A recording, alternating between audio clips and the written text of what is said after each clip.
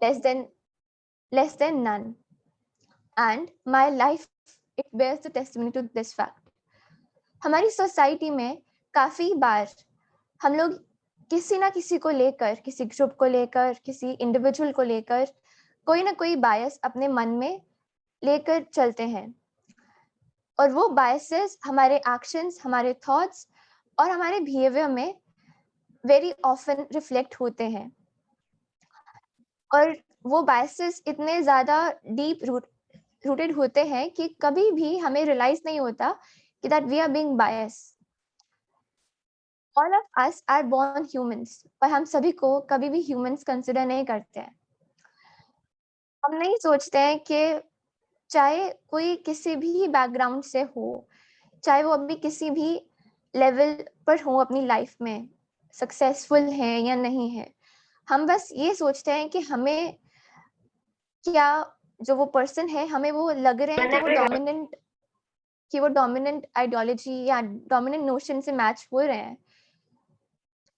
अभी कभी भी हम ये नहीं सोचेंगे कि all the people present here are equal. हम कभी ये सोचेंगे कि अच्छा, आप में से काफी लोग ये सोच रहे होंगे, अरे ये तो लड़की है, या फिर ये तो शायद से झूठ बोल रही है, उसको दिखता है, she is not blind, she is faking it. और भी काफी ओपिनियंस ऐसे होंगे, because we have our society has evolved in such a manner that कभी हमें ये सोचना होता है कि हम लोग ज्यादा सुपीरियर रिलीजन से बिलोंग करते हैं, और जो बाकी सभी रिलीजन्स हैं इस वर्ल्ड में, वो हमारे रिलीजन से इंफीरियर है, या जो हमारी कास्ट है, जो हमारा कल्चर है, जो हमारा रीजन है, जो स्टेट से हम बिलोंग करते हैं, is far more superior than all other people. मतलब अगर हम लोग एक स्पेसिफिक रीजन, रिलीजन या कास्ट से बिलोंग करते हैं तो वी आर द बेस्ट। पैसा होता है क्या? And more on that, my life experience has taught me that I am a privileged yet an underprivileged person. मेरे पास privilege क्या है? That I belong to the majority religion in this country. मेरे पास privilege क्या है? That I belong to the so-called dominant caste of the dominant religion in this country. पर अब मेरे पास underprivileges क्या है socially? That I am a woman, I am a gender which is not the dominant one. और क्या है? That I am a person with a disability. और I mean, इतना कुछ होता है हर किसी की लाइफ में। हम लोग आज आकर उनको जो हमें हमारी सोसाइटी ने नोशंस सिखा दिए हैं, जो हमें आइडियाज दे दिए हैं, हम उन्हीं के बेसिस पर सबको जज कर देते हैं। उन्हीं के बेसिस पर उनकी कैपेबिलिटीज, उनकी पर्सनालिटी को जज कर लिया जाता है। And I'll talk about persons with disabilities in specific later on, but first I'll like to give you a brief introduction about my family background. I come from a very small city in Punjab, that's Pathankot.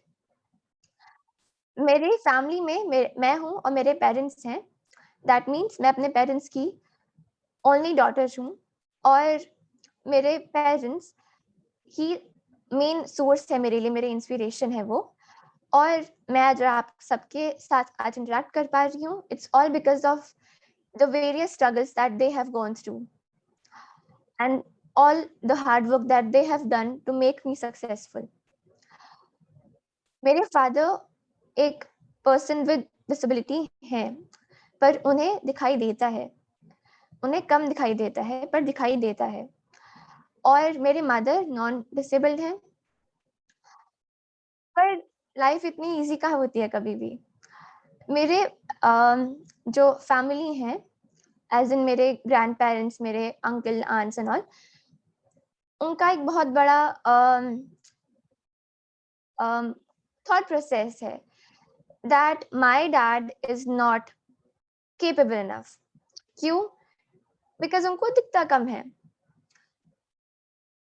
उनको दिखता कम है, तो इसलिए वो capable नहीं है। जो हमारा नोशन है सोसाइटी में, कि हमारे घर में बेटा होना चाहिए ताकि हमारी ओल्ड एज में वो हमारा सपोर्ट सिस्टम बन पाए, और जब हमारी बॉडी हमारा साथ नहीं दे पाए तो हमारा बेटा हमारा सपोर्ट सिस्टम बने और हमें सपोर्ट करे। बट दे थॉट कि अरे ये तो खुद ही एक डिसेबल्ड है, इसको खुद ही कम दिखता है, तो ये तो खुद की ही केयर कर ले, खुद का ही ख्याल रख ले, उतना ही काफ़ी होगा। ये ओल्ड एज में हमारी क्या सपोर्ट करेगा? एंड देन समहाउ मेरे ग्रैंडपेरेंट्स को एक और बेटा है, एज़ इन मेरे अंकल, और वो एबल बॉडीड हैं, उन्हें कोई डिसेबिलिटी नहीं है। तो फिर नेचुरली भी और कल्चरली भी मेरे ग्रैंडपेरेंट्स की चॉइस हुई कि उनको जो सपोर्ट सिस्टम चाहिए होगा उनकी ओल्ड एज में, वो मेरे डैड नहीं प्रोवाइड करेंगे, पर मेरे अंकल प्रोवाइड कर पाएँगे काफ़ी कन्वीनिएंटली।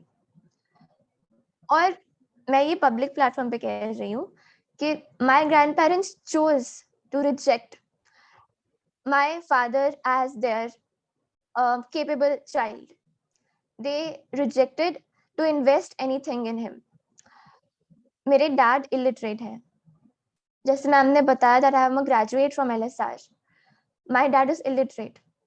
And शायद बिकॉज वो इलिटरेट हैं, इसीलिए मेरे मदर में, मेरे डैड में और मुझ में कहीं ना कहीं बहुत जज्बा था कि मुझे ऐसे मुकाम पे पहुंचना है जिससे मैं ये पूरी दुनिया को रियलाइज करवा पाऊँ कि कभी भी कोई भी बच्चा इनकेपेबल नहीं होता है।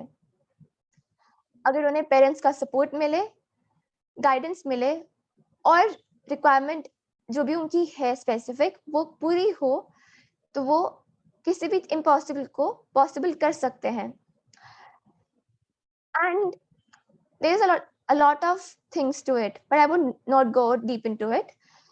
And जब मेरा बर्थ हुआ, coming back to my personal life, तो जब मेरा बर्थ हुआ तो नहीं मालूम था कि जो मेरे पापा को बाय बर्थ डिजीज है वो जेनेटिक है। तो ऑब्वियसली उनको मालूम नहीं था कि when I will be born तो मुझे भी वो जेनेटिक डिजीज हो सकता है। तो व्हेन आई वाज बोर्न तो सबको लगा ठीक है बेटी हुई है, कोई बात नहीं, बेटा होता तो ज्यादा अच्छा होता, पर चलो फिर भी ठीक है बेटी हुई है। When I was 2.5 months old, तब मुझे भी सेम डिजीज डायग्नोज हुआ जो मेरे डैड को था। तब मालूम हुआ मेरी पूरी फैमिली को कि जो मेरे डैड को डिजीज है वो जेनेटिक है। Since I know that there are a couple of parents in this meeting, and a couple of more would be hearing me out on Facebook and all, so I would request you, आप please एक बात का ख्याल रखें, family planning के time पर एक बार अपना जेनेटिक चेकअप जरूर करवाएं, बिकॉज आपको कोई डिसेबिलिटी हो या ना हो, आपके जीन्स में आपको नहीं पता क्या है क्या नहीं, आपके एंसेस्टर्स में 4-5 जनरेशंस बैक अगर कुछ किसी को कोई भी डिसेबिलिटी हो तो आप उस ट्रीटमेंट के जरिए उसको पहले ही प्रिवेंट कर सकते हैं, आप अपने फ्यूचर जनरेशंस में ट्रांसफर होने से पहले। बिकॉज मेरे फादर के अलावा ये डिजीज हमारी फैमिली में किसी और को नहीं है, and doctors and medical science suggest कि 4-5 जनरेशंस पहले किसी को तो रहा होगा, अदरवाइज ऐसे नहीं आता। तो जब मुझे ये डिजीज डायग्नोस हुआ तो फिर काफी डॉक्टर्स पर लेके जाया गया, और फिर मेरा फर्स्ट सर्जरी हुआ कैटरैक्ट का when I was 5 months old. और फिर वो सर्जरीज का सिलसिला तो काफी लंबे समय तक चलता रहा।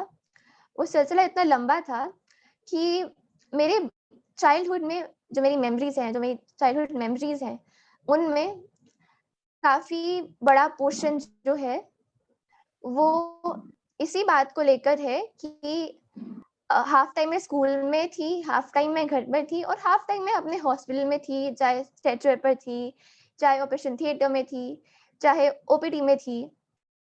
कभी बोल रही हूँ कि इंजेक्शंस इंजेक्ट हो रहे हैं, कभी आई ड्रॉप्स बहुत हर्ट कर रहे हैं, कभी कोई मशीन में मतलब ऐसे टेस्टिंग के लिए बिठाया जा रहा है वो बहुत हर्ट कर रहा है, और कभी मुझे मेरे पेरेंट्स मेरे साथ मजाक करें ताकि मैं अपनी वो पेन से डाइवर्ट होके मुस्कुरा सकूं और खुश रह पाऊं।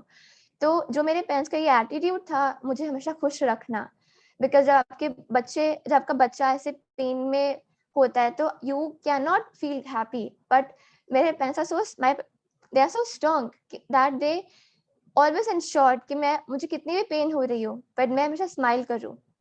And maybe that's why I've never taken my medical conditions very seriously. Matlab, they was such an integral part of my life that half of my childhood memories are somewhere or the other surrounding the hospital scenes. And as I said, मुझे उस समय दिखाई देता था when I was a kid. But again, life does not stop there.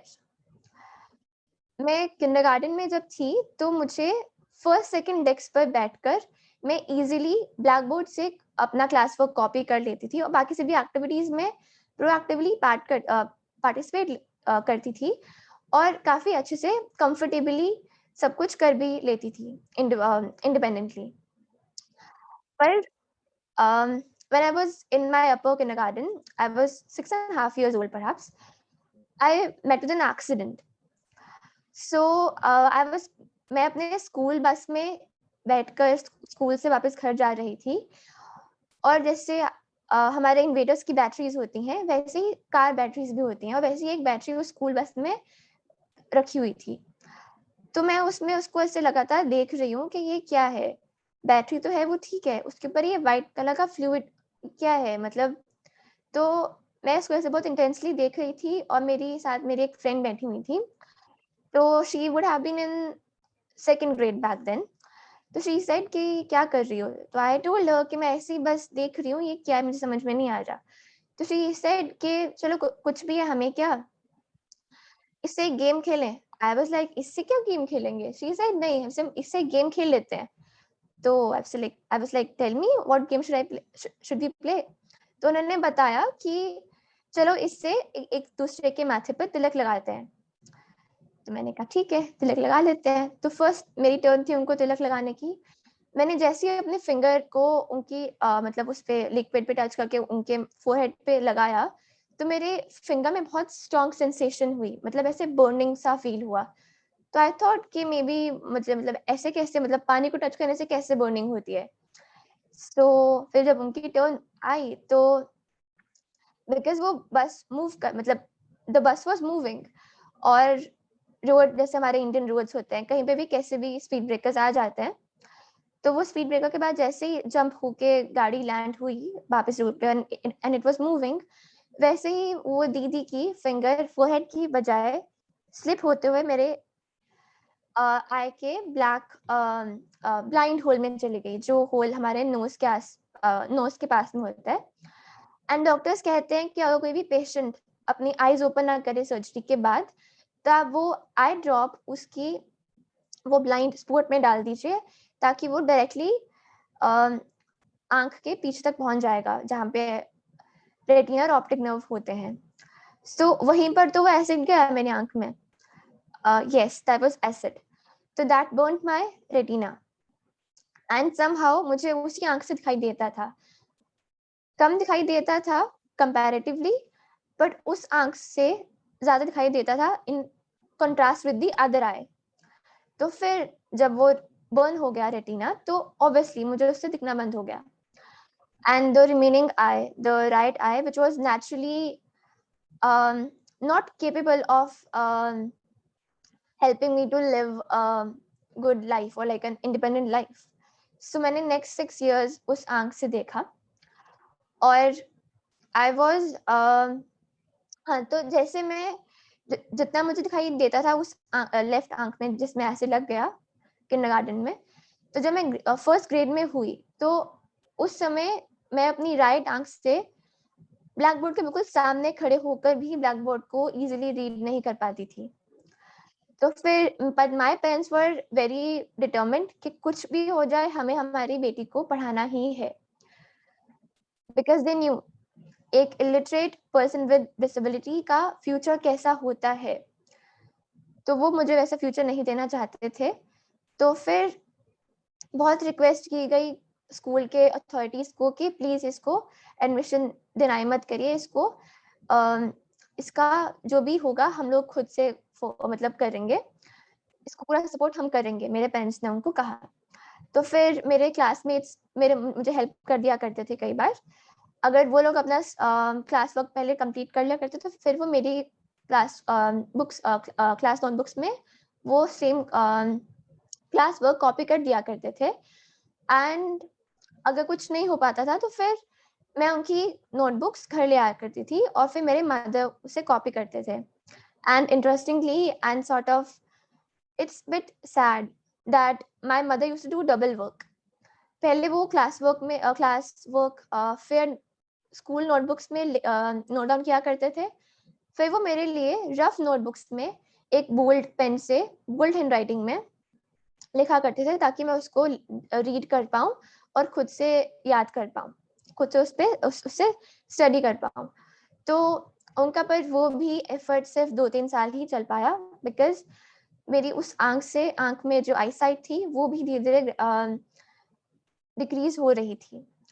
और जब मुझे फिर मतलब जो मेरी लेफ्ट आई थी जिसमें एसिड लग गया था, तो उससे मुझे कैटरैक्ट से ग्लोकोमा हो गया एंड उस ग्लोकोमा के कारण मेरे काफ़ी सर्जरीज हुए। सो बेसिकली इस ग्लोकोमा डिजीज में क्या होता है कि आपकी आंख में एक फ्लूइड होता है जो मेंटेन करता है आपकी आई का मॉइस्चर। उस मॉइस्चर से ही आपकी आई का साइज मेंटेन होता है कि वो ज़्यादा स्वेल्ड अप तो नहीं है, ज़्यादा अंदर तो नहीं, ज़्यादा श्रिंक तो नहीं हो गई है वैसे। एंड मुझे जब भी वो प्रेशर इंक्रीज होता था, उसका एक प्रेशर होता है स्पेसिफिक, तो जब भी वो प्रेशर इंक्रीज होता था, I used to get an unbearable pain in my forehead and my eye. So that needed to be got operated immediately. तो फिर अगर मुझे आज रात में पेन हो रही है तो कल सुबह 4 o'clock we used to leave for the hospital. And my entire treatment has happened in Amritsar, a city which is um, almost 3.5 hours away from here.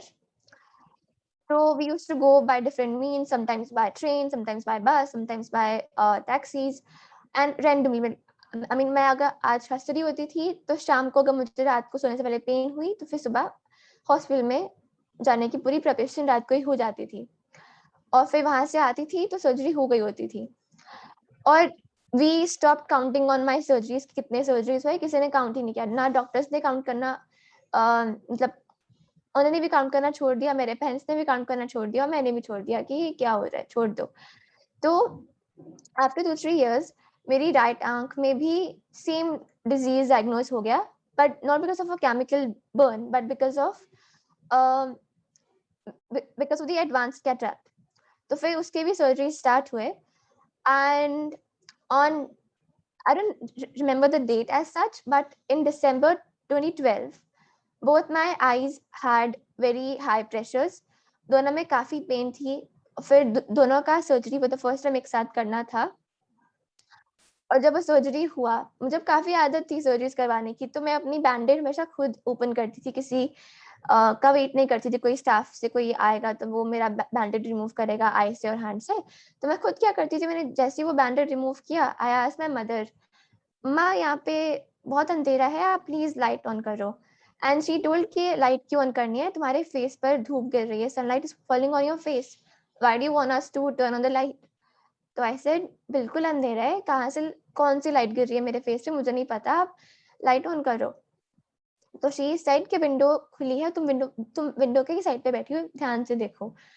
तो आई वाज लाइक मुझे तो कुछ दिख नहीं रहा है, मैं क्या करूँ। When I checked, I touched the window and literally the curtain was aside and the window was very hot. मतलब उसमें मुझे वो हीट फील हो रही थी कि वहां उस पर धूप गिर रही होगी तो इसलिए वो गर्म हो गया है।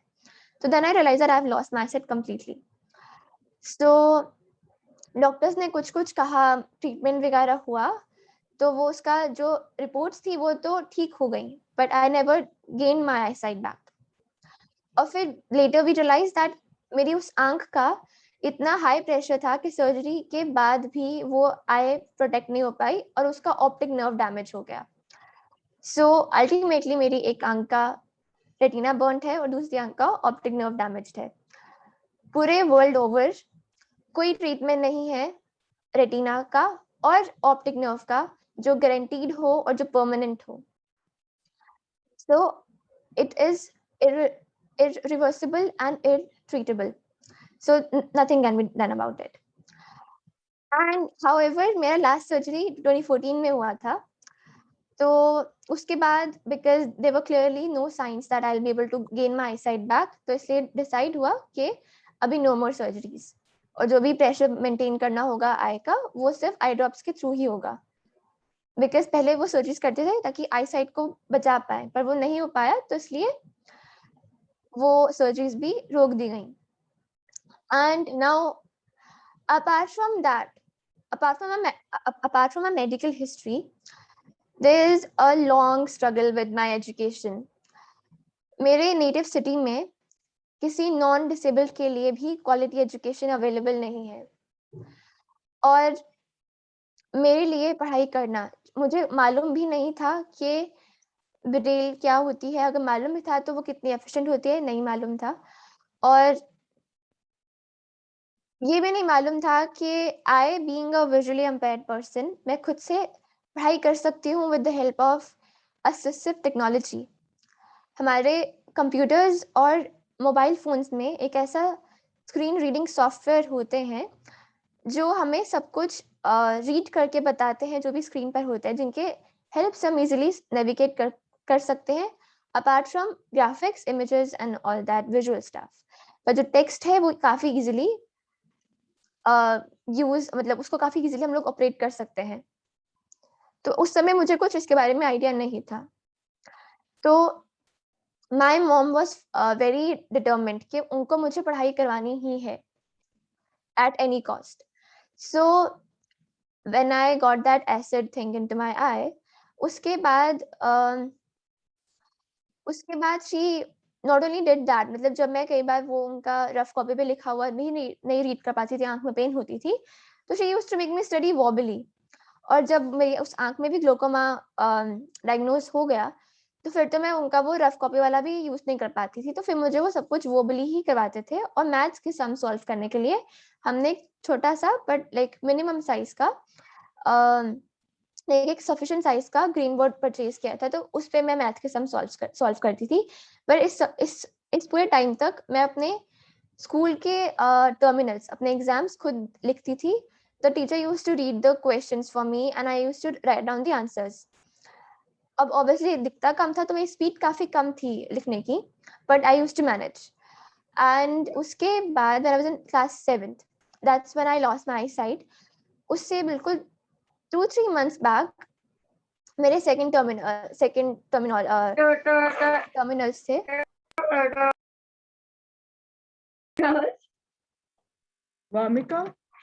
Vamika, you've been muted. Please unmute. Am I audible? Yeah, you're audible now. Thank you. Okay. Where was I muted last? You were talking about your terminal exams. Okay, cool. Thank you. Yeah. So in those exams, I realized that I'm not able to write. I won't be able to write my entire paper myself.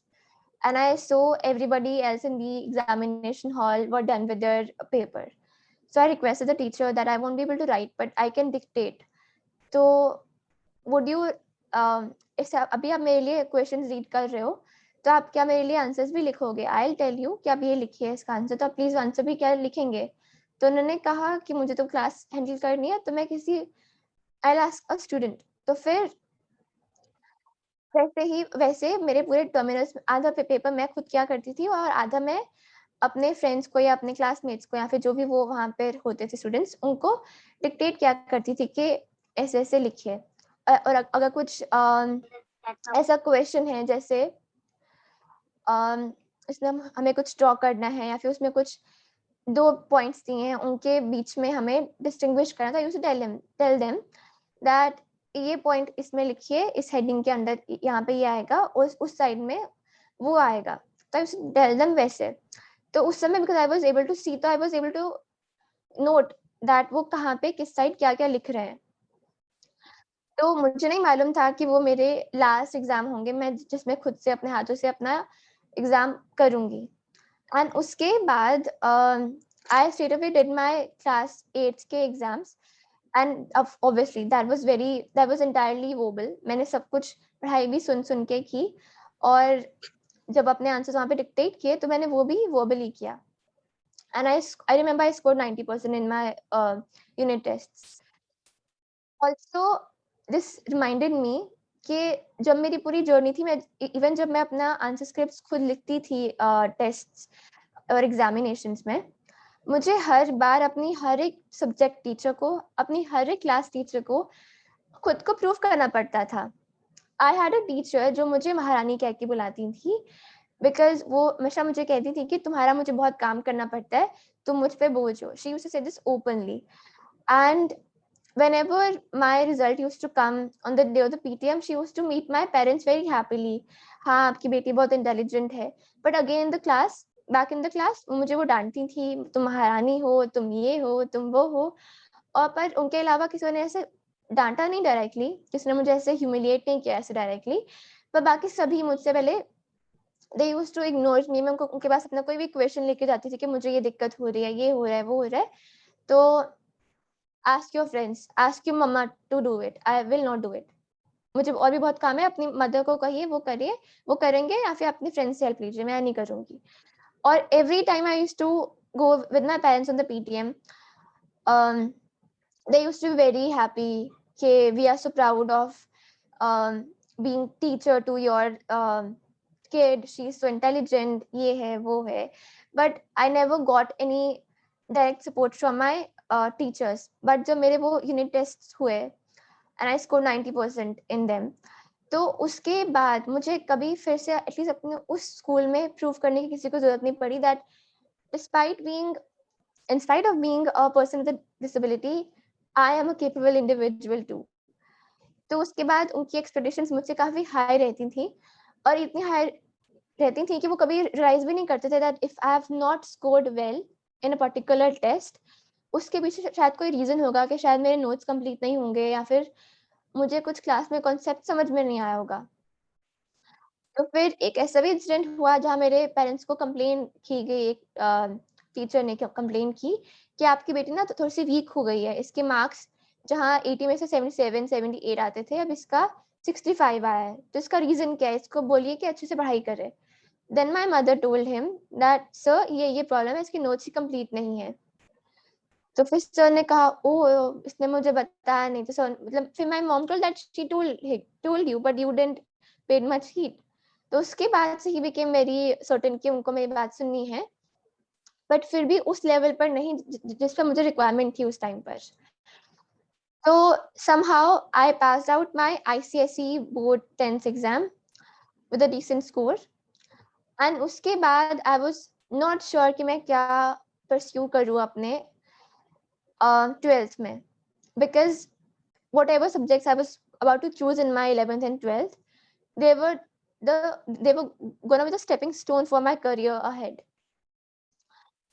And जितना मेरे पास उसमें limited resources थे, math और sciences मेरे लिए बिल्कुल भी accessible नहीं थे. एंड मोreover मुझे काफी फैसिनेटिंग लगते थे हिस्ट्री और ज्योग्राफी जैसे सब्जेक्ट्स, तो I thought to go for humanities. And मुझे उस समय ये भी मालूम हुआ था that to become an IAS officer, whatever the test is there, whatever the entrance or the exam is there, you got to have a strong background in humanities stream. So, and I was certain, because of that, I chose that now my career option is only gonna be to become an IS officer. And I was like, I'll surely become one, because if I can, with all these minimum resources, matriculate from an ICSE based school with quite decent marks, I can do anything now. So similarly, फिर मैंने accordingly अपने 11th and 12th में humanities stream opt किया, and CBSE board में मैंने वो किया. अभी आईसीएसई बोर्ड में इतने विजुअली इम्पेयर्ड स्टूडेंट्स जाते नहीं हैं, because I don't know why, but वहाँ इतने स्टूडेंट्स जाते नहीं हैं, तो उसके रिजल्ट के कारण वहाँ पर कुछ भी अकोमोडेशंस नहीं थी. मुझे कहा गया कि मुझे मेरे बोर्ड एग्जामिनेशंस में अलग क्वेश्चन पेपर दिया जाएगा, जिसमें जो भी डायग्राम बेस्ड क्वेश्चंस होंगे, जो भी ज्योग्राफी में मैप बेस्ड क्वेश्चंस होंगे, मुझे उनके ऑल्टरनेटिव्स दिए जाएंगे। ऐसा नहीं हुआ, मुझे रेगुलर पेपर ही दिया गया एंड इवन मैंने जितने क्वेश्चंस अटेम्प्ट किए थे उसके बेसिस पर ही मुझे मार्क्स दिए गए। And a very bad incident in this process was that मेरे 10th के बोर्ड एग्जाम से बिल्कुल पहले, एक मंथ पहले, the school principal told my parents आपकी बेटी फेल नहीं होनी चाहिए। मैंने इसको मौका तो दिया पढ़ाई करने का, पर अगर ये फेल हुई और अगर हमारे स्कूल के नेम पर कुछ भी ऐसे आंच आई तो it will not be good. तो आप पहले ही डिसाइड कर लीजिए कि क्या आपकी बेटी इस एग्जाम को, अपने 10th के बोर्ड एग्जाम्स को क्वालिफाई कर पाएगी, पास कर पाएगी कि नहीं। अगर नहीं कर पाएगी तो आप इसको एग्जामिनेशन सेंटर में मत सेंड करना। And that humiliation touched me deep down in my heart. मैंने उस दिन ये सोच लिया कि मेरे पेरेंट्स ने मेरे लिए इतना स्ट्रगल किया है एंड अभी सभी फैक्ट्स भी हैं कि मेरे प्री बोर्ड्स में काफी अच्छे मार्क्स भी आए थे। तो on what basis is she saying that I should not fail and I should skip the boards and I should, you know, मैं अपनी सारी मेहनत पर ऐसे पानी फेर दूं अभी। So I was sure and I was determined from that time onwards कि आज हो गया, आज के बाद मेरे पेरेंट्स को कोई ये नहीं कहेगा कि उनकी मेहनत बेकार है और उनकी बेटी पढ़ने के लायक नहीं है। एंड मे बी मेरे माइंड में और मेरे हार्ट में यही बात बहुत ज़्यादा बैठ गई थी, तो इसीलिए मैंने बहुत कोशिशों के कारण हार्डवर्क किया और मतलब then I scored quite well in my class 12 CBSE board and I topped in my school. And also मैं एक बात स्पेसिफाई करना चाहूँगी, मैंने दोनों स्कूल्स में among all non disabled students study की है। मैं अपने दोनों ही स्कूल्स में पहली विजुअली इम्पेयर्ड पर्सन थी जिसने वहाँ एडमिशन ली एंड आई डोंट थिंक आज तक वहाँ पर कोई भी और एडमिशन हो पाई है। सो आई वाज वेरी प्रिविलेज्ड कि मुझे मेरे पेरेंट्स का इतना सपोर्ट था कि मैं ये कर पाई। और इसके अलावा जब मैं अपने 12th में थी तो आई वाज सर्टेन कि मुझे कहीं और नहीं, दिल्ली यूनिवर्सिटी के लेडी श्री राम कॉलेज में ही जाना है, बिकॉज मैंने उसके बारे में ये सुना था कि all toppers from across India go there and study. तो आई वाज श्योर अगर मुझे हायर एजुकेशन करनी है तो मैं हायर एजुकेशन परस्यू करने के लिए दिल्ली ही जाऊंगी और LSR में ही जाऊंगी। And I am telling you, मुझे इतने हर्डल्स उस प्रोसेस में आए कि लिटरली पीठ टूट गई थी।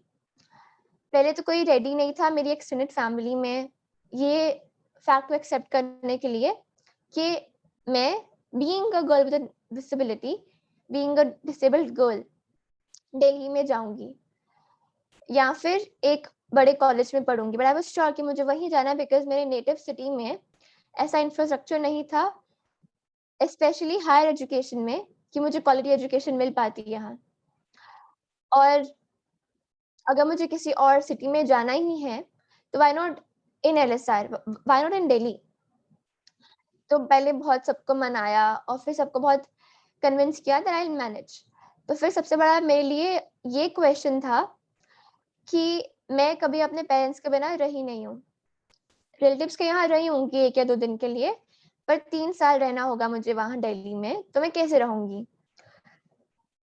तो I researched a bit, I contacted a couple of people from the community and then I got to know about a couple of NGOs based in Delhi जो लोग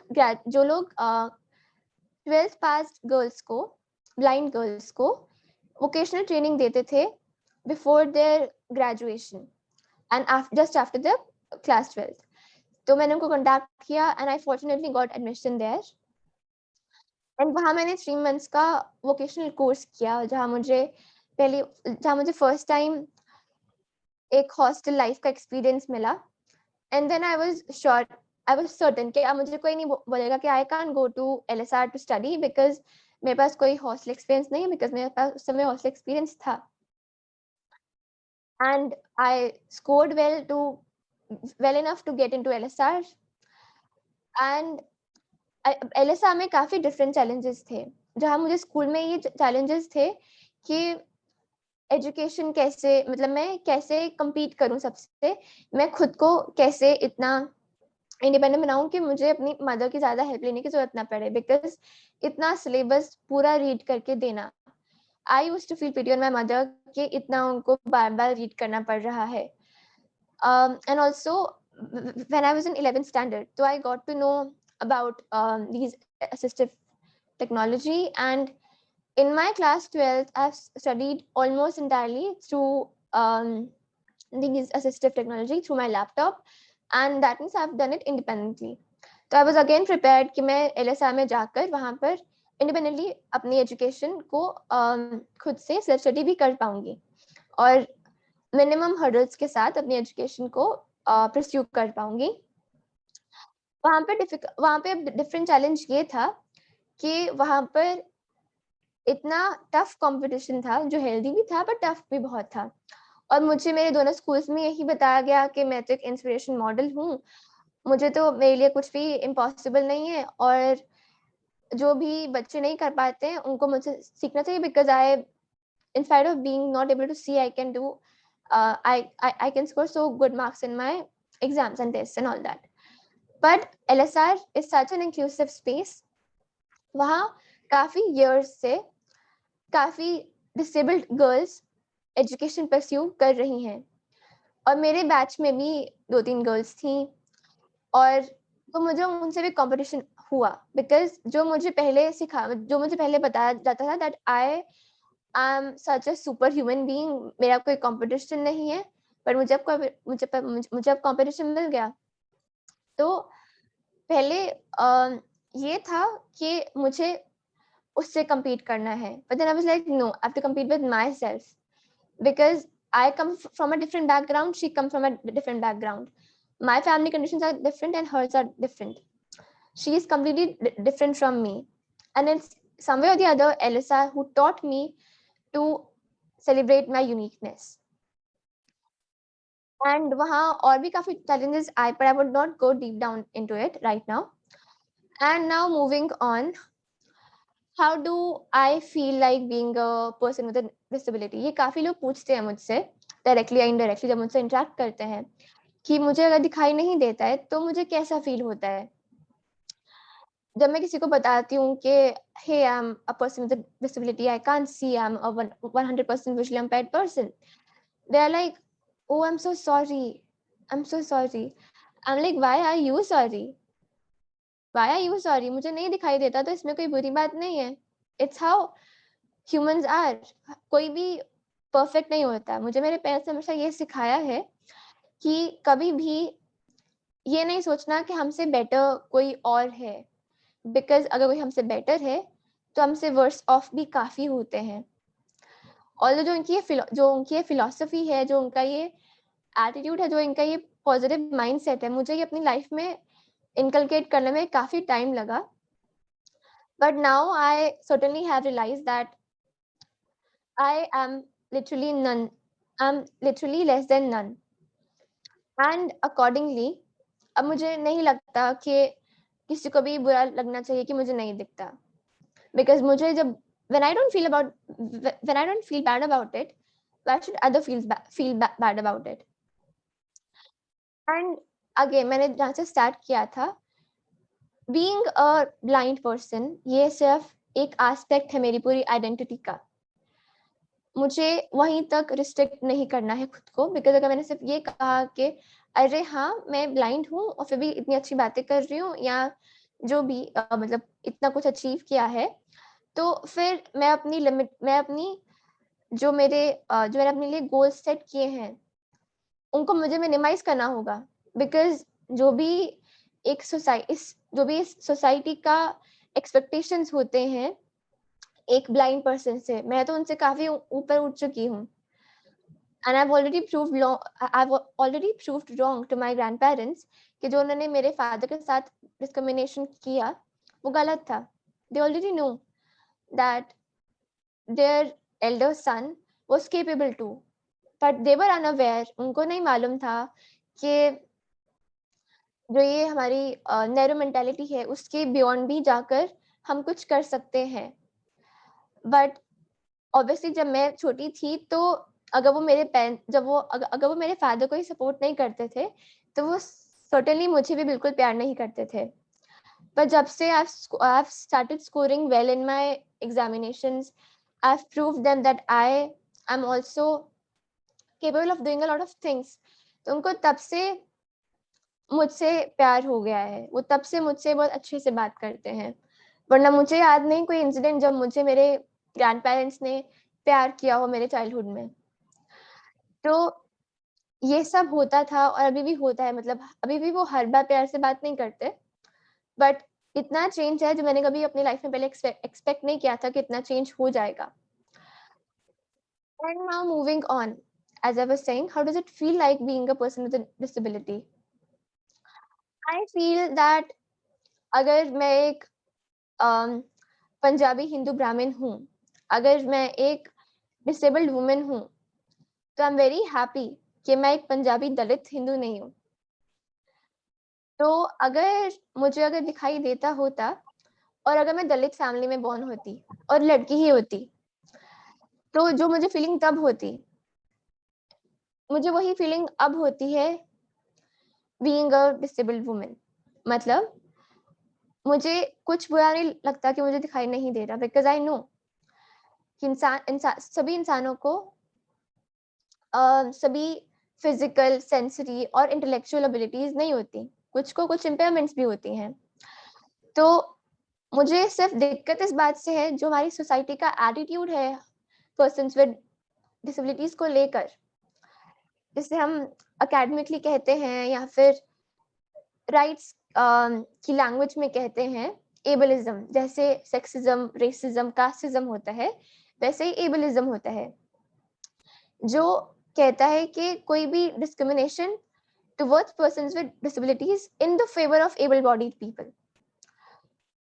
मतलब आप हमें कभी भी इक्वल ह्यूमन बीइंग कंसिडर नहीं करेंगे, आप तो यहाँ तो ये कहेंगे कि हम सुपर ह्यूमन बीइंग्स हैं, कुछ एक्स्ट्रा सुपरनैचुरल पावर्स हैं। मतलब मुझे भगवान ने आके कहा कि वामिका मैं आपकी आई साइट छीन रहा हूँ हमेशा के लिए, पर मैं आपको ऐसी कुछ क्वालिटीज दे रहा हूँ जो आप मुझे कुछ टाइम के बाद कहेंगी कि थैंक यू भगवान, आपने मेरी आंखों की रोशनी छीन ली, मुझे इतना कुछ दे दिया कि मुझे नहीं लगता कि मुझे इस दुनिया को फिर से कभी देखने की जरूरत है। पर ऐसा है क्या? ऐसा बिल्कुल नहीं है। आई am a very visual person. मैंने ही चूज किया कि मुझे आज ग्रीन टॉप पहनना है, मैंने ही चूज किया है कि मुझे आज क्या हेयर स्टाइल करना है, मैंने ही खुद एडॉन किया है।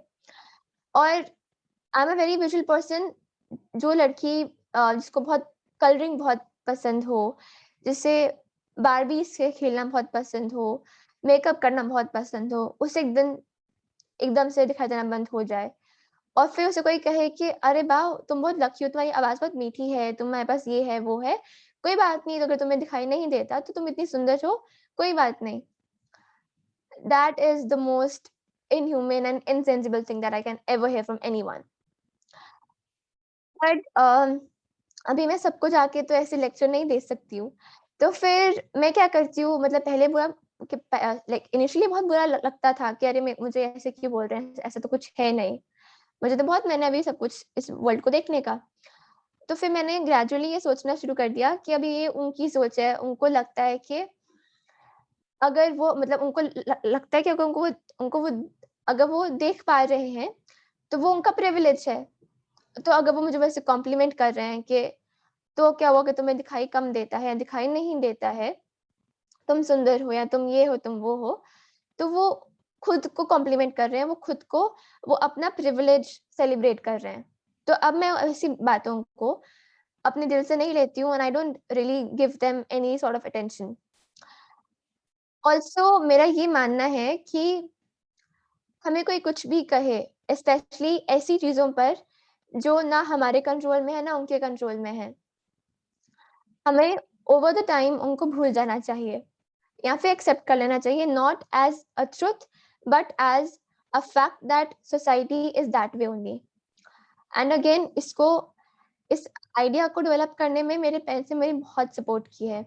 So maybe that's why they always say कि गुड पेरेंटिंग ही सबसे बड़ा सपोर्ट होती है किसी भी चाइल्ड की सक्सेस का, because my life is again a testimony to this fact. And now moving on, I don't think कि मुझे नहीं लगता कि मुझे कोई भी ज़रूरत है किसी की भी सिंपैथी की। जैसे मैंने पहले कहा कि मुझे नहीं प प I don't like when anyone says that I'm so sorry. Accept me the way I am. The way you instead of having grudges or biases against people who belong to the minority religion or some other depressed section of the society, जैसे आप उनको accept करते हैं, जैसे आप उनसे बातचीत करते हैं, मुझसे वैसे बातचीत करिए। मुझसे यानी किसी भी और पर्सन विद डिसेबिलिटी से भी।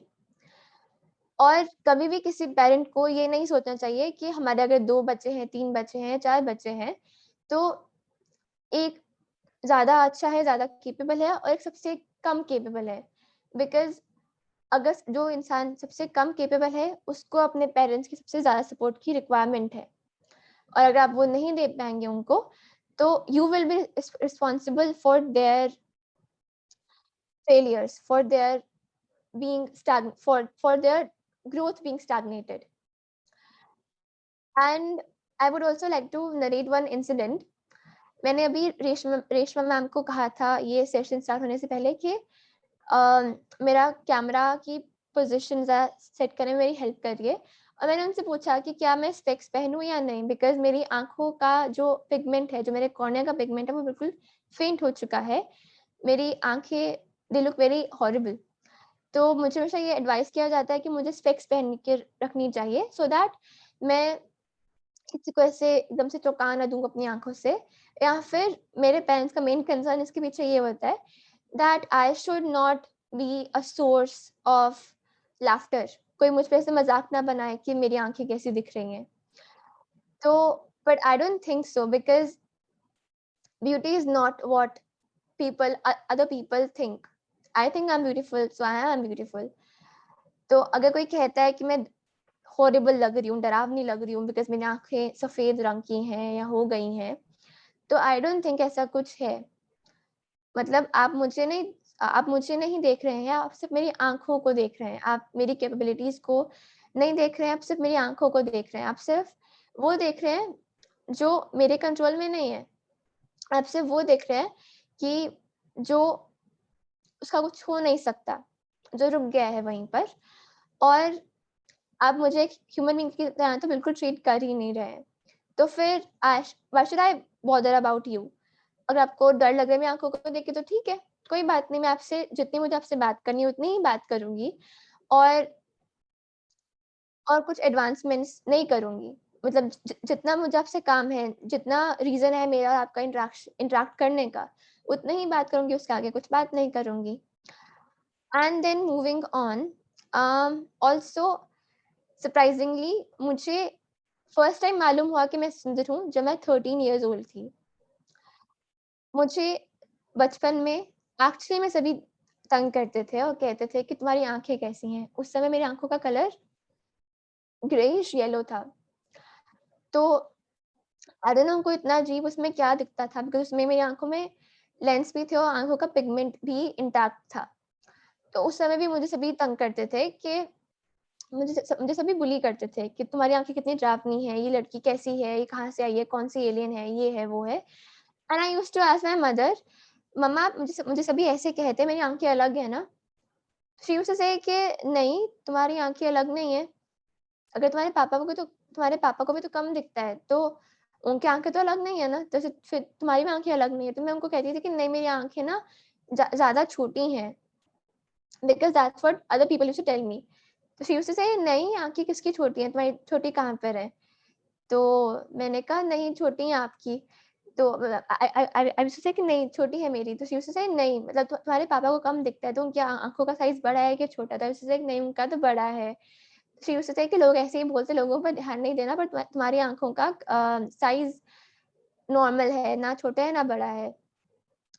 And I never used to believe her because I was knowing I knew somewhere और द अदर कि वो मुझे सिर्फ़ मेरा मन बहला रही हैं और मुझे सिर्फ़ ऐसे मतलब मॉरली सपोर्ट कर रही हैं ताकि मुझे बुरा ना फ़ील हो। तो फिर आई रियलाइज़ लेटर कि हाँ, एक्चुअली में मेरी आँखों का साइज़ स्मॉल है। तो उस समय तक मुझे फ़र्क नहीं पड़ता था कि आँखों का साइज़ छोटा है या बड़ा, बिकॉज़ उस समय तक मुझे मुझे दिखना ही बंद हो गया था। तो फिर क्या फ़ायदा कि आँखों का साइज़ छोटा है या बड़ा है। एंड जब मुझे फर्स्ट टाइम किसी ने कॉम्प्लीमेंट किया मेरे फेस पर कि अरे वाओ! इसको दिखता नहीं है, कितनी सुंदर है। उस समय I was travelling to my hospital, I was in a train and a co-passenger told me this. I was so overwhelmed and I was asking my mom, मैं अपनी मदर को पूछ रही थी कम से कम पूरे 1 वीक, क्या वो सच है? क्या मैं एक्चुअली में सुंदर हूँ? मतलब मुझे जब मालूम हुआ, तो मैं ये बात डाइजेस्ट नहीं कर पाई कि मैं एक्चुअली में सुंदर हूँ, बिकॉज़ मैंने कभी अपने बारे में ये सुना ही नहीं था। मुझे हमेशा सभी बुरी बातें ही बोलते थे। But then whenever I used to get ready for a function or for some family gathering and all that stuff, I used to make sure that I'm wearing the best of clothes. मतलब मैं अपनी जो मेरी खामी थी, जो मुझे पता था कि मेरी खामी है, मुझे सभी लोग बोलते हैं कि मेरी आँखें सुंदर नहीं है या कुछ भी वैसा, तो मैं एक पॉइंट करती थी कि मुझे उसको हाइड करना है या फिर किसी और चीज़ से उसको कवर अप करना है, ताकि लोग उससे ही मतलब लोगों का माइंड डाइवर्ट हो जाए और वो मेरी आँखों के बारे में बात ही ना करें। तो I used to be very choosy कि मैं ये कपड़े पहनूँगी, नहीं मैं यही ड्रेस पहनूँगी, उसके साथ ये एक्सेसरीज़ होंगी, ये हेयर स्टाइल होगा, ये सैंडल होगी, ये होगा, वो होगा, ये होगा।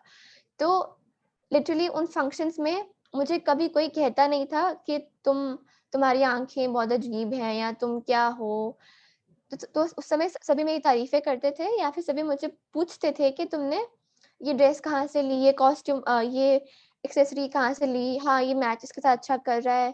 तुम्हारी काफ़ी अच्छी चॉइस है, ये है, वो है। तो I used to get very happy.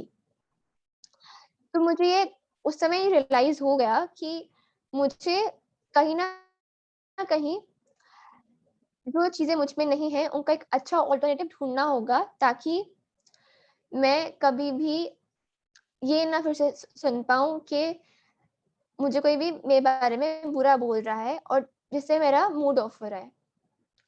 And because मैंने अब इतना देर बात कर ली है, तो आई थिंक मुझे अभी इस टाइम पे आप सबके साथ ये भी शेयर करना चाहिए कि अगर आप मुझसे 5-6 इयर्स पहले मिलते, तो मैं आपसे 1 सेकंड के लिए भी बात नहीं कर पाती, एक हेलो भी नहीं बोल पाती।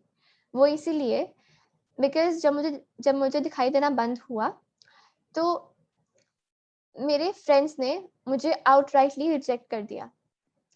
उनको एक ब्लाइंड लड़की के साथ फ्रेंडशिप नहीं करनी थी। उनको सिर्फ़ मुझसे तभी बात करनी थी जब मैं जब उनको मेरी हेल्प करनी है बिकॉज़ उनको टीचर ने कहा है कि इसकी हेल्प करनी है। तो वो मुझसे हेल्प करने के अलावा कुछ और बात नहीं करते थे। जब भी मैं उनको कहती थी कि हाँ, ऐसा हुआ, वैसा हुआ, तो दे यूज्ड टेल मी कि वामिका मैं अभी क्लास वर्क कॉपी कर रही हूँ और तुम मुझसे बात करके मुझे डिस्टर्ब कर रही हो, तो मुझसे बात मत करो और शांति से बैठी रहो, मुझे मेरा क्लास वर्क कंप्लीट करने दो। And I used to be like okay ठीक है, तो फिर आई यूज्ड टू थिंक कि मुझे वो खुद बोल देंगी कि उनका क्लास वर्क कंप्लीट हो गया और अब तुम मुझसे बात करना स्टार्ट कर दो। देन आई रियलाइज्ड कि नहीं, she is done with her class work, उन्होंने अपना क्लास वर्क कंप्लीट कर लिया है और अभी वो फर्स्ट डेस्क पे फर्स्ट रो में बैठकर 4th रो के लास्ट डेस्क पे बैठी हुई गर्ल के साथ चैटिंग कर रही हैं और उनको इशारे कर रही हैं, उनसे बातें कर रही हैं, ये हुआ, वो हुआ। And then I asked her once कि हाँ, अच्छा वो जो आप जिस फ्रेंड से बात कर रहे हो वो क्या बोल रही थी? शी सेड नहीं मैं अभी भी काम कर रही हूँ, मुझसे बात मत कर। तो आई वाज़ लाइक ओके, मतलब मैं अपनी बेस्ट फ्रेंड से ही बात ना करूँ? And then I was like मुझे कहीं न कहीं रियलाइज़ तो हो गया था बिकॉज़ मुझे दिखाई नहीं दे रहा, इसलिए मुझे वो ऐसे झूठ बोल रही है कि वो अभी भी क्लास वर्क अपना कॉपी कर रही है बिकॉज़ आई न्यू कि उसके पेन के जब भी हम लिखते हैं पेन से तो पेन की निब की हिलने की आवाज़ आती है।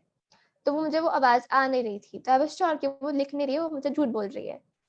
तो मैंने नहीं पूछा उसे फिर से कभी।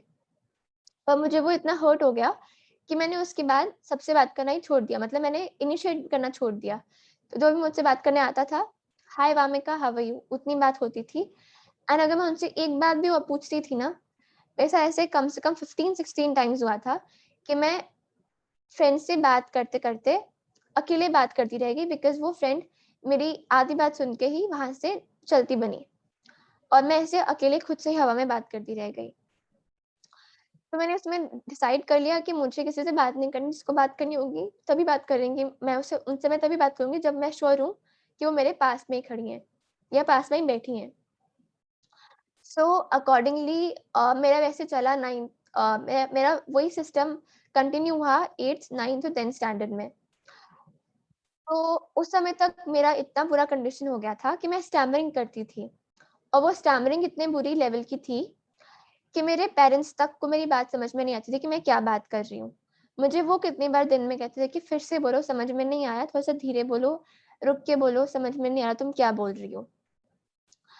तो फिर जब मैंने अपना स्कूल चेंज किया क्लास 11th में, तो वहाँ पर न्यू फ्रेंड्स थे और उनको सबको काफ़ी पॉज़िटिविटी मिलती थी मुझसे इंटरैक्ट कर। तो मैंने उनसे खुल के बात करना स्टार्ट किया, और वो इंटरेस्टेड भी होते थे मुझसे बात करने में, मेरी बातों में वो इंटरेस्टेड भी होते थे। तो वो थोड़ा-सा जो स्टैमरिंग था वो वहाँ से थोड़ा-सा कम हुआ, पर फिर भी इतना कम नहीं हुआ जितना होना चाहिए था। फिर जब मैं अपने कॉलेज में गई, तो वहाँ पर अभी तो मैं अकेली पर्सन विद डिसेबिलिटी नहीं हूँ, मेरे साथ और भी लोग हैं, और मुझे अब खुद को और ज़्यादा स्ट्रांगली असर्ट करना था that again I am a equally human being, I am an equal human being. तो वो करने के लिए मैंने एक प्रैक्टिस स्टार्ट की। हम जितने भी विजुअली इम्पेयर्ड लोग होते हैं, हम लोग व्हाट्सएप पर चैटिंग का ज़्यादा प्रेफ़र करते हैं, वॉइस नोट सेंड करना rather than sending text messages, we prefer sending voice messages. तो मैं वो वॉइस मैसेजेस पहले भी सेंड करती थी, अब जब मैं 12th स्टैंडर्ड में थी अपने फ्रेंड्स को, तो आई रियलाइज़्ड कि मैं वो बहुत बुरी तरह से बोल रही हूँ। And then I got to know कि हाँ, इस वॉइस मैसेज सिस्टम में एक ऐसा भी ऑप्शन है कि हम उसको रिकॉर्ड कर लें पहले, और अगर वो अच्छी तरह से रिकॉर्ड नहीं हुई तो उसको हम कैंसल करके फिर से रिकॉर्ड करें। तो मैं हर एक अपने वॉइस मैसेज को, चाहे वो 2 सेकंड का क्यों नहीं होता था, उसको मैं कम से कम 4-5 बार रिकॉर्ड करती थी, और जब तक मुझे जैसा एक्सपेक्टेड था कि ऐसा होना चाहिए, मुझे कोई स्टैमरिंग नहीं चाहिए, तो एटलीस्ट 2 सेकंड के मैसेज में तो कोई स्टैमरिंग नहीं होनी चाहिए। तो फिर मैं उसको उस हिसाब से रिकॉर्ड करती थी, एंड ग्रेजुअली अ, मेरी स्टैमरिंग काफ़ी कम हो गई, and maybe that's one of the reasons that I have been able to speak here from this long. And yeah, now what next? अभी भी काफ़ी इश्यूज़ है मेरी लाइफ़ में, अभी भी काफ़ी प्रॉब्लम्स हैं, और जो मेरा एम्बिशन है मेरी लाइफ़ का, to become an IAS officer, वो इसलिए भी है कि मुझे सोसाइटी में एक लार्जर लेवल पर एक चेंज लाना है, मेंटालिटी में चेंज लाना है, और इसलिए भी है कि मुझे ऐसे लेवल पर पहुँचना है अपनी लाइफ़ में, जहाँ मुझे किसी पर, किसी भी कंडीशन पर डिपेंडेंट रहने की ज़रूरत ना पड़े। और इतने मेरे हाथ में पावर्स हों कि मैं कभी किसी को किसी और पे डिपेंडेंट भी ना रहने दूँ। So I think now we can go forward with the question answers. Thank you. Wow, Vamika, this was really great. You've gone on mute again. Will you please Thank unmute? you. Yeah. Vamika, how are you studying? आप पढ़ाई कैसे कर रहे हो IAS के लिए? Okay, so I'm taking coaching from Deepsam Foundation right now. And उसके अलावा जो मेरा जो सेल्फ स्टडी है, as I told that there are these screen reading softwares. जैसे मैंने अभी अपने उसको ऑफ किया है अपने इसमें. I'll just turn it on for a minute. Okay. And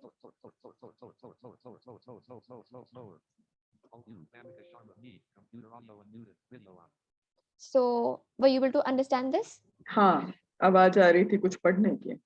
हाँ, तो it said Vamika Sharma, computer audio unmuted, video on. Okay. Yeah, so that's how it reads. There are, so I don't use any specific, sorry, I don't use any mouse or touchpad to operate my laptop. Rather, I use keyboard commands. जैसे to go on the desktop, there is command Windows plus M. तो वैसे ही कुछ commands हैं Microsoft word में भी navigate करने की, तो इस सॉफ्टवेयर की हेल्प से मैं अपने रीडिंग को एक्सेस कर पाती हूँ और फिर खुद से सेल्फ स्टडी कर पाती हूँ। ओके, आप कितने घंटे रोज पढ़ाई कर रहे हो? Minimum 4 to 5 hours। Okay, minimum 4 to 5 hours every day, and coaching आप अलग से लेते हो? यस। वाह, वंडरफुल। आपने जो भी आपकी लाइफ जर्नी हमारे साथ शेयर की है, उसमें काफी कठिनाइयां आई हैं, काफी लोगों ने आपके साथ बुरा ट्रीटमेंट किया है, तो how do you keep yourself positive always? Please share that with us. Okay. one constant source of inspiration for me is my parents, but उनके अलावा भी, बिकॉज अब मैं उनसे हर एक चीज़ टाइम रहते हुए नहीं शेयर कर पाती हूँ, तो आई फील दैट कई बार मैं फर्स्ट टाइम एक्सपीरियंस जब भी मुझे होते हैं तब दैट दे डू इम्पैक्ट मी, पर उसके बाद आई मेक श्योर कि एक बार ये इम्पैक्ट एक बार मुझे इस पर्टिकुलर पर्सन ने इस पर्टिकुलर रीजन के कारण मुझे इम्पैक्ट कर दिया, तो अभी नेक्स्ट टाइम किसी भी ऐसी कंडीशन, जब भी ऐसी कुछ सिमिलर कंडीशन आएगी, तो मैं किसी को भी उस तरीके से ट्रीट नहीं करूंगी मैंने जैसे इनको ट्रीट किया। दैट मीन्स अगर मुझे किसी ने सपोज आज कहा कि तुम बहुत पतली हो, तुम बहुत अंडरवेट हो, अगर मुझे किसी ने ऐसे बॉडी शेम किया, तो एक बार मुझे उसका बहुत बुरा लगा। नेक्स्ट टाइम मुझे कोई कुछ कहेगा, तो मैं ऐसा कुछ डिवाइस ऐसा कुछ वे आउट सोचूंगी या ऐसा कुछ वे आउट उस समय ही इम्प्लीमेंट करूंगी, ताकि मुझे कभी भी उनकी बात का बुरा न लगे। या तो मैं उनको सुन के अनसुना कर दूंगी, या तो मैं उनकी बात पे हंस दूंगी, या तो मैं अपने मन में ये सोचूंगी कोई बात नहीं, मुझे जिम में जाने की जरूरत नहीं है अपना वेट लूज करने के लिए, बिकॉज मेरा वेट ऑलरेडी कम है, या फिर कुछ और अफर्मेशंस खुद को दूंगी। बिकॉज आई डोंट थिंक मैं हर किसी को ऐसे हर बार एजुकेट कर सकती हूँ that body shaming is not good.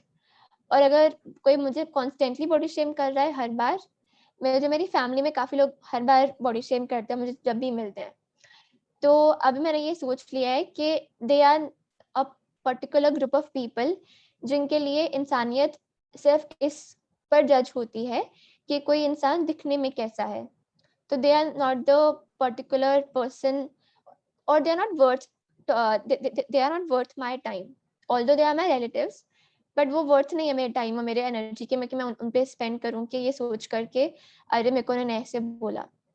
if I'm comfortable with my body type, they should not matter to me। Thank you Wamiqa, that was an amazing answer. I am sure कि आपके जवाब से जो वैल्यू जनरेट हुई है वो हम सब यूटिलाइज कर पाएंगे। ऑडियंस में जो लोग हैं उनको अगर सवाल पूछना है तो प्लीज अनम्यूट की करके सवाल डायरेक्टली पूछिए, अपने आप को आइडेंटिफाई करिए और आपका सवाल पूछिए।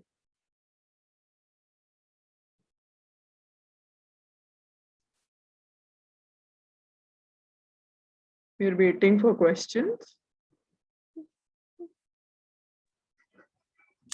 हेलो।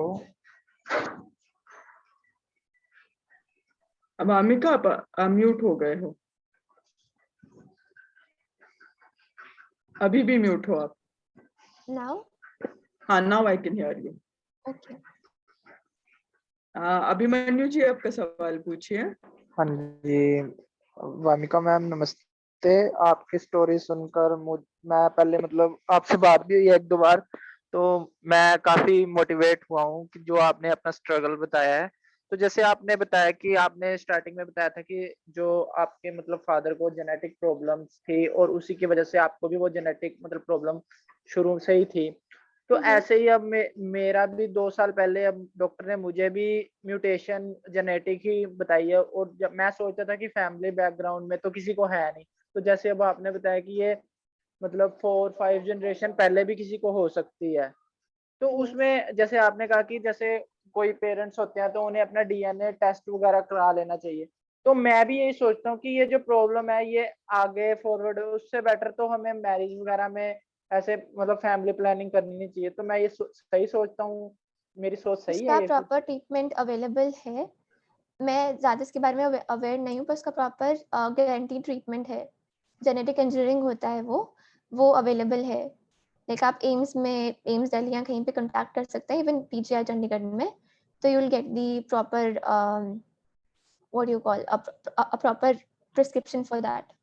नहीं, मैं एक्चुअली मेरा ट्रीटमेंट चंडीगढ़ पीजीआई से ही चल रहा है, तो उसमें उन्होंने जेनेटिक जो ऑप्टिक नर्व होती है उसमें उन्होंने बता दिया हाँ कि ये म्यूटेशन हुई है, तो इसकी वजह से ये श्रिंक हो गई है, जो गैंग्लियन सेल्स वगैरह होते हैं। ज्यादा मैंने इस पर डीप स्टडी नहीं करी, तो वो मैं हाँ थोड़ा तो सा नहीं मतलब आप अपने मतलब प्रेगनेंसी के टाइम पे या उससे पहले डीएनए में कुछ ऐसा चेंजेस हो सकते हैं, या फिर ऐसा कुछ और ट्रीटमेंट भी है जिसको हम जेनेटिक इंजीनियरिंग बोलते हैं। तो जहाँ तक मुझे मालूम है वो काफ़ी सक्सेसफुल है, तो I think you should talk to a concerned doctor. ठीक है। बाकी आपकी स्टोरी से बहुत मोटिवेशन मिला है, thank you. Thank you. Aditi ji ने चैट बॉक्स में क्वेश्चन पूछा है, what do you do for relaxing your mind? To relax my mind, I sleep or I do meditation, or I just switch to some other mood. If I'm stressed about studying, so I stop studying and I do something else, ताकि मेरे को थोड़ा सा एक mood refresher मिल सके। Okay, thank you. और किसी का कोई सवाल है? वामिका जी, प्रशांत जोशी बात कर रहा हूँ। मेरा कुछ सवाल नहीं है, लेकिन you have left everybody speechless. I think I would just say God bless you and you reach all the heights you want in your life. May you Thank get you. all the abundances in your life. God bless Thank you. you. Thank you for such a motivation speak and telling your story. Thank you so much. God bless you. Thank you. Thank you.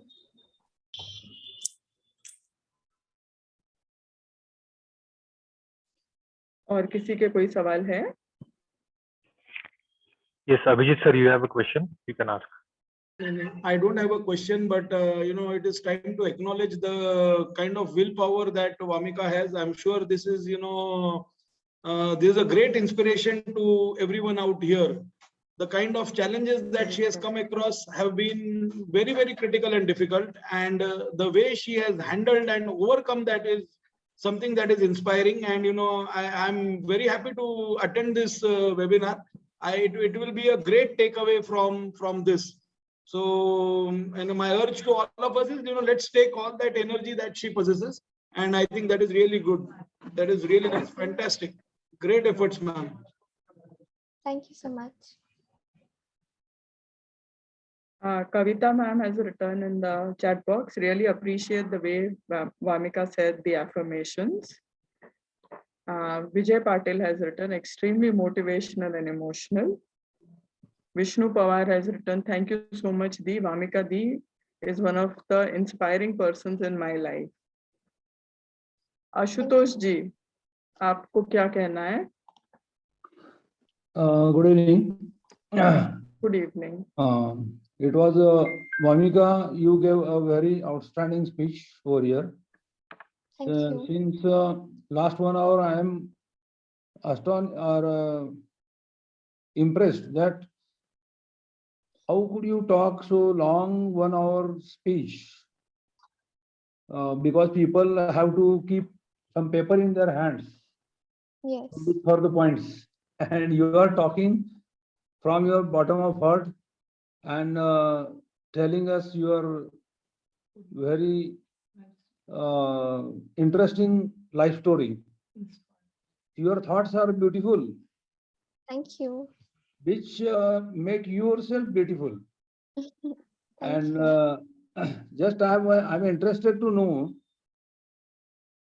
how could you Yes. keep yourself positive, or what helped you in keeping yourself positive in various tough moments in your life? Yes, because मुझे मालूम था कि मेरे father के साथ क्या क्या हुआ है, बिकॉज जब उनको ये राइट नहीं दिया गया एजुकेशन का, और अभी वो इलिटरेट है, और कोई भी उनको रिस्पेक्ट नहीं करता, कोई भी उनको मतलब हर कोई उनको ऐसे मिसट्रीट ही करता है। तो मुझे मालूम था कि मुझे वैसी लाइफ नहीं चाहिए, और मेरे पेरेंट्स मुझे बार बार ये बात रिपीट करते थे कि तुम्हें ऐसी लाइफ चाहिए कि नहीं चाहिए। तो my answer used to be, मुझे ऐसी लाइफ बिल्कुल नहीं चाहिए। तो बिकॉज आई स्टाइव बैक, मतलब हमेशा हर बार उठती हूँ ये सोचकर कि अगर मैंने अभी हार मान ली तो फिर लाइफ बहुत लंबी है, तो फिर मेरा कुछ नहीं बन पाएगा, और मेरे पेरेंट्स के सारे एफर्ट्स फेल हो जाएंगे. So I always think that, and maybe that's one of the strong reasons that keeps me going. Thank you. Amazing, amazing. Few more comments in the chat box. Vikas Kori says, nice, motivational and inspiring speech. Feel proud to know you. Anita Ajay Kumar has said, बहुत अच्छा लगा आपसे बात करके, एक नया नजरिया सिखाया आपने, बहुत मोटिवेट किया. Thank you Wamiqa ma'am.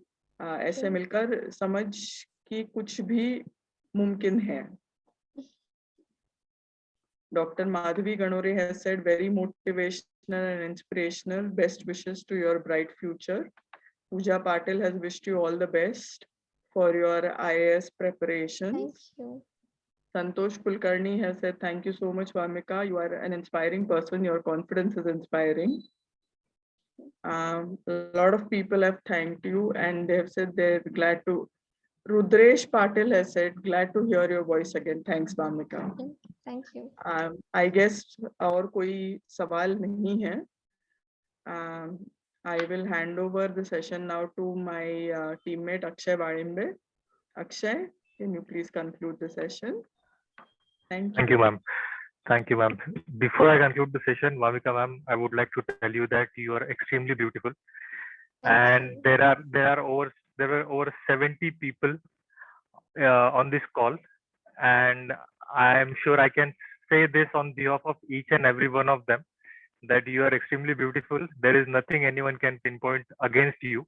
And next time somebody says something against what I'm saying right now, you can use one of these wishes. There are 70 people right now. You can just spend one against that and balance it out, so that you will always keep thinking that you are beautiful and you will be beautiful always. So don't worry about that at all. So this is coming from myself personally. Moving ahead with the conclusion, there are few things that touched me personally, and I think everybody else will also agree with this. First thing is the way you shifted your mindset from what people are thinking about you to what you think about yourself. I think that has made a vital change in your mentality. That's what I believe, and that really helped many of us to put a different perspective in our own lives. This is something that came from you, and it has created a different perspective in our own life. Next thing is, it is really vital. I am a very young parent. I have 2 children. I have 2 daughters, and it is very important for me to know that whatever you say makes a deep impact on mind of every child. So I will definitely remember this whenever I'll be speaking or interacting with my children. So I'll definitely remember this. And weaker children need more support. That is loud and clear message. So I never thought I would be attending any kind of sessions like this or participating in that. But today I would say value addition sessions is the name of this series, and I think this is 9th session in the series. And today I personally believe that why there is a value word in this series is because people like you who come in and add up things, and that becomes a value in the session. So thank you so much for that, and all the best for everything that you are doing, your future endeavors, your IAS preparation, whatever you do after that. Every decision you take after you become IAS is going to be a glorious one, definitely, because you have that kind of vision. So thank you so much, Vamika ma'am, and thank you to each and every participant over here who was silent and so much cooperative in this entire hour. I would like to take this opportunity and introduce our next guest for the next session as well. Our next session is going to be on 12th of October 2021. Same time, 7 p.m. The links will be shared with you over WhatsApp and the same channel that you got this link with. The next guest is going to be Dr. Jagannath Dixit, the innovator of Dixit diet, the famous Dixit diet that all over the India everybody knows about it. He's going to definitely talk about what Dixit diet is and how he came across all that. And obviously, like every other session, this is going to be an interactive session. So definitely stay tuned. I would invite everyone and join the session, and join not just you, with your family members and other friends as well. So with this, I would like to conclude this session formally. Thank you, Vamika ma'am, once again. आप शर्मा जी की बेटी हो तो definitely कुछ अच्छा ही करोगे. We believe in that. And thank you each and everyone. Thank you Life Catalyst for this opportunity. And I formally announce that this session has been concluded. Thank you. Thank you, Akshay. Thank you, Vamika. Good night.